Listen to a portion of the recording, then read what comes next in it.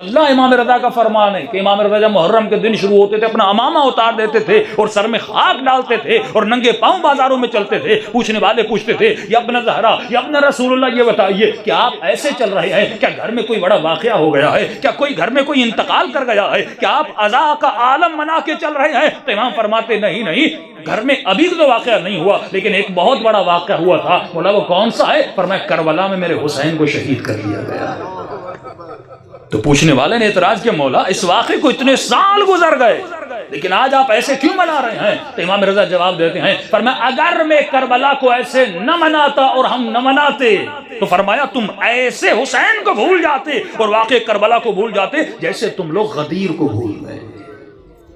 بھائی غدیر کی حدیث جو ہے نا, من کنت مولاہ فہذا علی مولا, یہ حدیث اس کے راوی سب سے زیادہ اہل سنت میں بھی اس حدیث کو کوئی انکار کر ہی نہیں سکتا کیونکہ لاکھوں کا مجمع تھا. راوی اہل سنت میں مستند ترین, آج تک اہل سنت نے یہ نہیں کہا کہ حدیث ضعیف ہے, معنی میں رد و بدل کیا. مولا کی معنی دوست ہے, مولا کی معنی یہ ہے, حدیث کا انکار نہیں کر سکے. لیکن آپ نے آج تک کسی اپنے اہل سنت کے بھائی سے پوچھئے, مسلمان سے پوچھئے, اس حدیث کو آپ کے مولاناز جو ہیں اپنی مجالس میں بیان کیوں نہیں کرتے؟ کسی جمعے کے خطبے میں بیان کر دیں. ایک سنی جوان نے کہا مولانا 20 سال گزر گئے لیکن ہم نے کسی جمعے کے خطبے من کن تو مولا کر حدیث ہم نے نہیں سنی, یہ روایت نہیں سنی کہ آج جا کر اپنا طارق ضمیر اس حدیث کو بیان کرتے ہیں اور خود ہی مجمع سے کہتے تھے تعجب سے کیوں دیکھ رہے ہو, میں حدیث پڑھ رہا ہوں, تو تعجب سے کیوں نہ دیکھیں جب آپ نے اپنے ہی لوگوں کو اتنے سال غفلت کی نیند میں سلائے رکھا. آج کا جوان جب کتاب کھولتا ہے اور سوال کرنے جاتا ہے, پہلا الزام کیا لگتا ہے؟ تم شیعہ ہو گئے ہو. سنی جا کر یہ سوال کرے گا نا, یہ میری کتاب میں اس کی ذریعے وضاحت کریے, پہلا سوال یہ ہوتا ہے شیعہ ہو گئے ہو. اتنا ڈرایا گیا, اور اللہ کا شکر ہے یہ ڈر مکتب اہل بیت میں نہیں لیکن پیدا کیا جا رہا ہے. ہمارے یہاں بھی مسئلہ علی ولی اللہ کو بہت حساس بنا دیا گیا.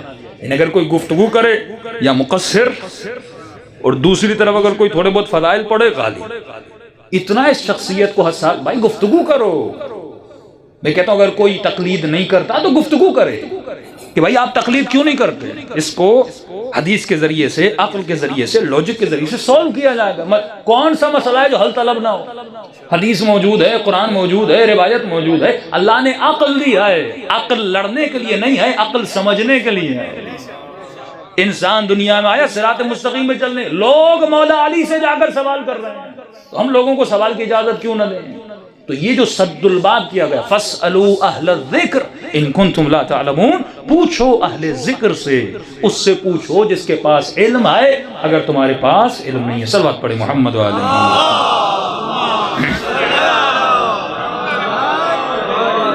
محمد وعجل فرج